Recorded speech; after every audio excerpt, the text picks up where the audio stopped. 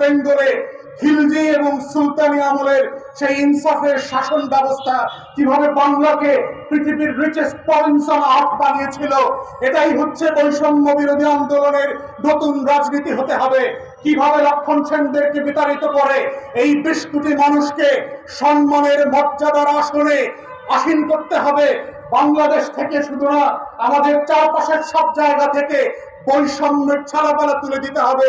তাই আমরা বলছি, ইতিহাস যদি আমাদের পাথেয় হয়, এই আন্দোলন এবং সংগ্রামকে আমরা নতুন পর্যায়ে নিয়ে যাব। আগামী 50 বছরের গণপ্রজাতন্ত্র গড়বার যে লড়াই, সেই লড়াই হবে ইনসাফের লড়াই, সেই লড়াই হবে বৈষম্যহীনতার বিরুদ্ধে লড়াই, সেই লড়াই হবে জুলুম আর জালেমের বিরুদ্ধে মজলুমের লড়াই, সেই লড়াই হবে বাংলাদেশকে নতুন করে সারা দুনিয়াতে মর্যাদার আসনে বসানোর লড়াই, সেই লড়াই হবে ইভেন আমার শত্রুকেও